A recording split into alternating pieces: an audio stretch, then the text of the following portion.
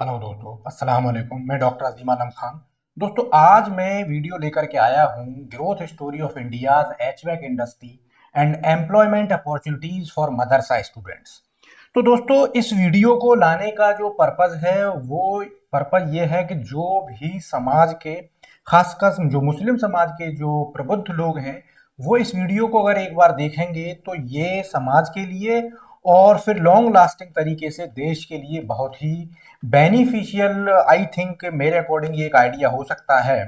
तो इस वीडियो में लास्ट तक बने रहिए मेरे साथ, तो आपको जानकारी होगी इस बात की कि इंडिया की जो एचवैक इंडस्ट्री है उसमें करियर अपॉर्चुनिटीज किस तरीके की आने वाली हैं आगे आने वाले वक्त में। और स्पेशली मैं लास्ट में उसको कोरिलेट करूंगा कि कैसे मदरसा जो है इंडिया के उस ग्रोथ स्टोरी में एक अहम भूमिका निभा सकते हैं। और साथ साथ हमारे जो मदरसों के जो स्टूडेंट्स हैं उनके लिए भी एक अच्छी करियर अपॉर्चुनिटीज के तौर पर इस फील्ड को देखा जा सकता है। तो क्यों दोस्तों मैं मदरसे की बार बार बात कर रहा हूं, क्योंकि आप लोग भी जानते हैं कि पिछले दिनों आप लोगों ने देखा होगा कि यूपी सरकार ने और आसाम सरकार ने मदरसों का एक सर्वेक्षण कराने की बात कही। जब सर्वेक्षण कराने की बातें आई तो लोगों को ऐसा लगने लगा कि शायद अब मदरसे यूपी में बंद हो जाएंगे। और अल्टीमेटली एक वक्त ऐसा भी आया कि इलाहाबाद हाई कोर्ट ने जो मदरसा बोर्ड है उसको बैन भी कर दिया। बाद में वो बात अलग है कि हाई सुप्रीम कोर्ट ने उसको जो डिसीजन था उसको जो है डिस्क्वालीफाई कर दिया और अल्टीमेटली अभी वैलिडिटी बनी हुई है।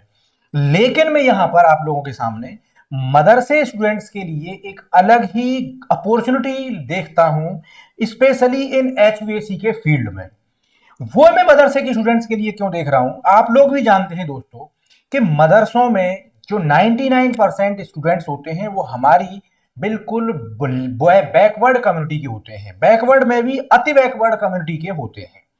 अब अगर वो मदरसे से पढ़ने के बाद उनको इस तरीके की स्किल्स नहीं आती हैं जिससे कि वो दूसरे फील्ड में काम कर पाए, तो वो सोसाइटी पर फिर से बोझ बन करके रह जाते हैं। क्योंकि आप भी जानते हैं कि मदरसे से पढ़ने के बाद वो कहाँ जाएंगे, मस्जिदों में इमामत करेंगे।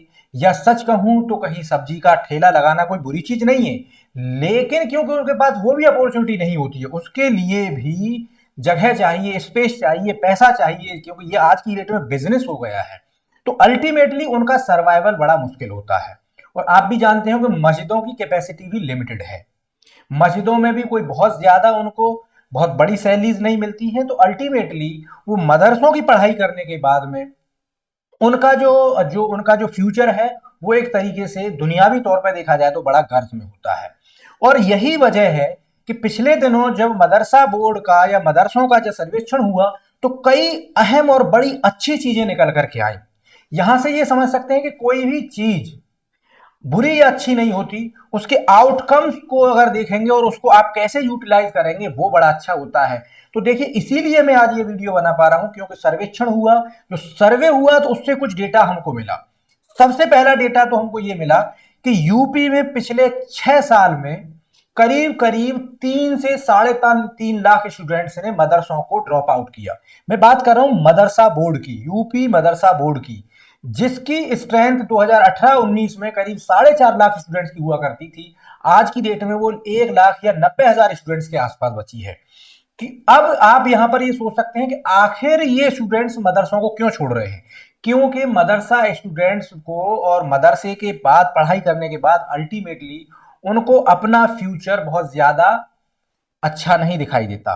तो मदरसों की तरफ से, एक तो मदरसा बोर्ड की तरफ से मोह भंग हो रहा है, दूसरी तरफ जो हमारे जो एकदम कन्वेंशनल इस्लामिक मदरसे हैं जिनमें टोटली अरबिक पढ़ाई की जाती है, उन स्टूडेंट्स का तो फ्यूचर बहुत ही पीछे चला जाता है। तो खासकर में जो इस्लामिक मदरसों में जहां पर इस्लामिक स्टडी हो रही है उन मदरसे के स्टूडेंट्स के लिए ही इस चीज को कोरिलेट करने की कोशिश करूंगा। अगर आप अब तक बने रहे इस वीडियो में तो प्लीज आगे तक इस वीडियो को देखिए और अपनी समाज में जाकर के, क्योंकि आप भी कहीं ना कहीं डायरेक्टली और इनडायरेक्टली जितने लोग इस वीडियो को देख रहे होंगे सभी मदरसों से जुड़े होते हैं। क्योंकि सभी मदरसों को एटलीस्ट फंडिंग तो करते ही है ना, ईद पर, बकरीद पर, या मौका जब भी मिलता है तो कुछ ना कुछ डोनेशन जरूर देते हैं। तो उस डोनेशन को एक बेहतर वे में कैसे यूटिलाइज किया जा सकता है, अगर आप मेरी वीडियो ये पूरी देखेंगे तो आपको पता चलेगा कि कैसे हम इन मदरसे की स्टूडेंट्स को अपलिफ्ट कर सकते हैं आगे आने वाली ग्रोथ स्टोरी जो मैं बताने वाला हूं इंडिया की उससे, और अल्टीमेटली ये इंडिया की ग्रोथ स्टोरी में भी एक अहम भूमिका निभा सकते हैं। तो आइए दोस्तों बढ़ते हैं आगे की लिए थोड़ा सा, क्योंकि ये पूरा आपको डिटेलिंग थोड़ी देनी थी तो जरूरी था, थोड़ा लंबी वीडियो हो सकती है। अच्छी चीजों को अगर आपको पहुंचना है, अच्छे नतीजों में पहुंचना है तो वक्त तो देना पड़ेगा। छोटी मोटी चीजें तो रील्स में ही हो सकती हैं। तो मैंने जैसे कहा कि एम्प्लॉयमेंट अपॉर्चुनिटी मदरसा स्टूडेंट्स के लिए कैसे हो सकती हैं इस एचवीएसी की फील्ड में, तो मैं बात करता हूं आपसे, देखिए एचवीएसी के फील्ड की, कि यह एचवीएसी से कुछ लोग नहीं समझ पा रहे हो तो हीट वेंटिलेशन एयर कंडीशनिंग, यानी जो एयर कंडीशनिंग का फील्ड है।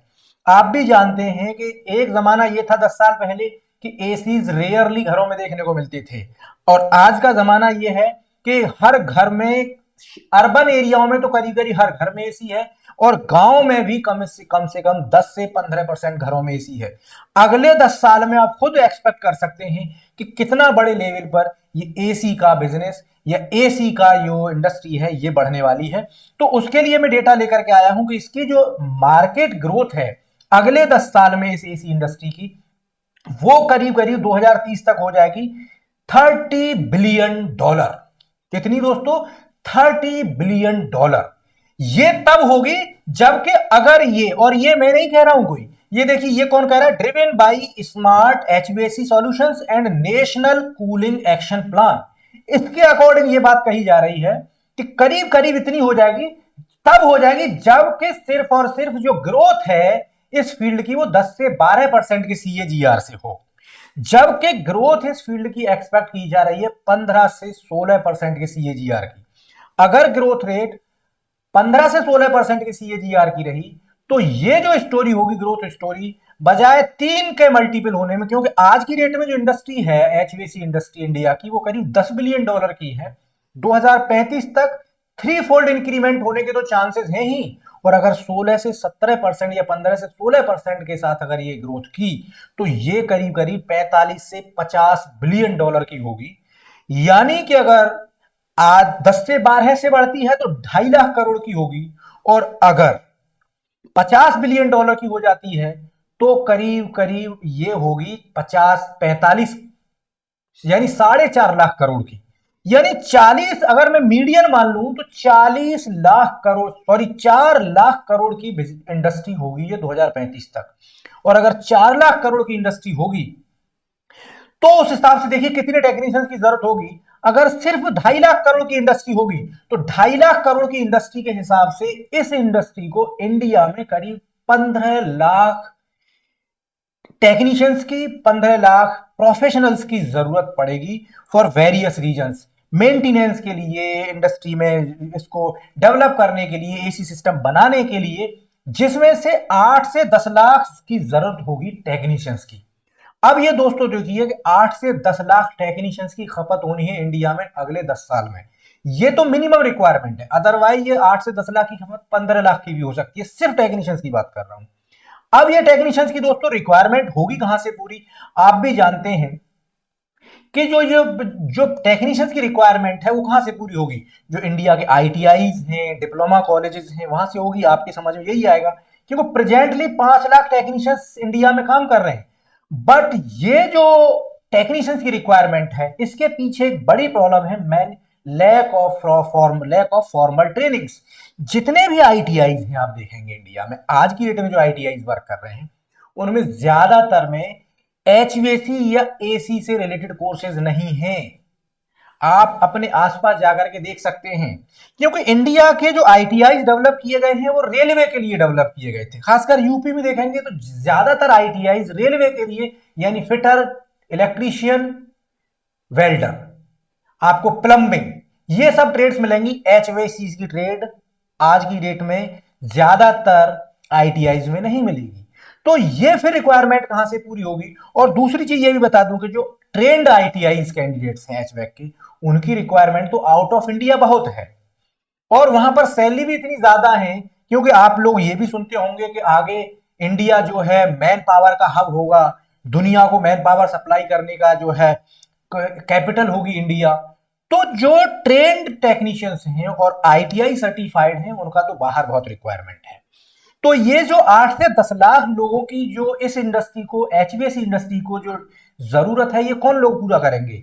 ये लोग पूरा करेंगे यहां पर इनफॉर्मल तरीके से डिफरेंट डिफरेंट एकेडमीज में, डिफरेंट डिफरेंट जो ट्रेनिंग सेंटर्स हैं, या लोकल लेवल पर जो दूसरों के साथ रह करके काम सीख रहे हैं, यानी सीखे हुए लोग इस डिमांड को पूरा करेंगे।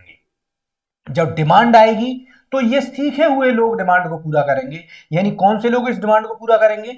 जो एनएसडीसी ने कुछ ट्रेनिंग सेंटर्स खोल रखे हैं, कुछ ट्रेनिंग सेंटर किसी से भी सर्टिफाइड नहीं है, खुद से ही वो ट्रेनिंग सेंटर्स हैं, 3 महीने का, 2 महीने का, 1 महीने का कोर्स करा रहे हैं, अपना सर्टिफिकेट दे रहे हैं, और वो सक्सेसफुली इस इंडस्ट्री में काम आज भी कर रहे हैं और आने वाले वक्त में भी करेंगे।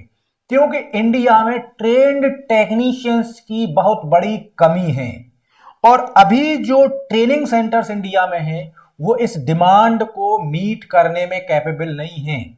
इतनी ट्रेनिंग एकेडमीज और ट्रेनिंग सेंटर्स इंडिया में आज भी नहीं है जो इस डिमांड को पूरा कर पाए। दूसरी चीज ये भी है कि ज्यादातर स्टूडेंट जो आईटीआई या डिप्लोमा है वो ट्रेनिंग फर्दर इसकी लेना नहीं चाहते। तो इसकी जरूरत, अब जैसे मैंने कहा, अब अगर कुछ लोगों ने आईटीआई वगैरह कर भी रखा है तो उनके साथ प्रॉब्लम है कि ऑन जॉब ट्रेनिंग उनके पास नहीं है। तो अल्टीमेटली ये है कि इंडिया को अगले 7-8 साल में 8 से 10 या 15 लाख टेक्नीशियंस की, एचवीएसी टेक्नीशियंस की जरूरत होगी। उस टेक्नीशियंस की जरूरत को, यानी इस गैप को फिलअप कर सकते हैं हमारे मदरसा। और मदरसों में अगर मैं सिर्फ यूपी की बात करूं तो यूपी में करीब करीब 15 लाख कैंडिडेट हैं, 15 लाख स्टूडेंट्स हैं। क्योंकि अभी जब सर्वे हुआ तो मालूम पड़ा कि यूपी में 25,000 मदरसे हैं, जिसमें से 7 से 8,000 मदरसे रजिस्टर्ड नहीं है, 15 से 16,000 रजिस्टर्ड ही मदरसे हैं। अगर उन रजिस्टर्ड मदरसों की बात देखी जाए तो उनमें भी करीब करीब 10 लाख कैंडिडेट पढ़ते हैं। 10 लाख कैंडिडेटों में मैं जो अंडर 15 कैंडिडेट है उनको हटा दूं तो 4 लाख के आसपास स्टूडेंट्स हैं जो अबव 15 है। यानी अब आप इस चीज को समझिए कि जो मदरसे हैं, मदरसा है, यानी इस डिमांड को, जो 8 लाख की जो डिमांड पूरी होने जा रही है, इसको आप देखिए, यहां से आप समझिए आप मेरी बात कि इसको मदरसा कैसे पूरी कर सकते हैं। देखिए, जैसे मैंने कहा कि जो फॉर्मल ट्रेनिंग सेंटर से, फॉर्मल एकेडमीज तो है नहीं, आईटीआई इंडिया में अभी है नहीं जो इस डिमांड को पूरी कर पाए। अल्टीमेटली डिमांड कैसे पूरी होनी है? जो different different local training centres हैं, लोकल ट्रेनिंग एकेडमीज हैं, उनके थ्रू ये डिमांड पूरी होनी है। तो अब मदरसे क्या कर सकते हैं कि अपने स्टूडेंट्स को 3 महीने का, 4 महीने का, मैक्सिमम 6 महीने का एचवीएसी टेक्नीशियंस की ट्रेनिंग करा सकते हैं। और बहुत बड़ा ट्रेनिंग नहीं है ये, बहुत बहुत बड़ी कोई टेक्निकल इतना भी चीज नहीं है कि ये इसको सीखने में इश्यू होगा। अपने स्टूडेंट्स को वो लास्ट में 6 महीने अरेंजमेंट करें एचवीएसी की ट्रेनिंग देने का। क्योंकि अभी इंडिया में जो ट्रेनिंग लिए हुए टेक्नीशियंस हैं, जो सीखे हुए टेक्नीशियंस हैं, कॉलेज गोइंग टेक्नीशियंस की जरूरत नहीं है इंडिया में। क्योंकि इतनी रिक्वायरमेंट आनी है और आ भी रही है आज की डेट में कि सिर्फ सीखे हुए, यानी स्किल्ड टेक्नीशियंस की जरूरत है, एजुकेटेड टेक्नीशियंस की जरूरत नहीं है। ध्यान दीजिए, यहां पर स्किल्ड टेक्नीशियंस की जरूरत है, एजुकेटेड टेक्नीशियंस की जरूरत नहीं है। तो madrasa students can fill up this gap. There is a very high gap for the skilled technicians. तो मदरसा स्टूडेंट्स इस गैप को फिलअप कर सकते हैं, और मदरसे अगर इस चीज को अपहेल्ड करें, इसको यूटिलाइज करें, कि उनको प्रॉपरली ट्रेनिंग दें, और ट्रेनिंग दे करके आगे अगर ले जाना चाहें तो ये मदरसे स्टूडेंट्स को एक अच्छा जॉब अपॉर्चुनिटीज, उनका करियर ऑब्जेक्टिव बन करके भी निकलेगा, और उनका अल्टीमेटली अपलिफ्टमेंट भी होगा। इसमें बहुत सारी चीजें और भी जोड़ी जा सकती हैं वक्त के साथ में, क्योंकि फिर वीडियो बहुत लंबा हो जाएगा। तो दोस्तों, अगर आपको ये चीजें अच्छी लगी हैं तो प्लीज कमेंट करके जरूर हमें मोटिवेट करिएगा। थैंक यू, धन्यवाद।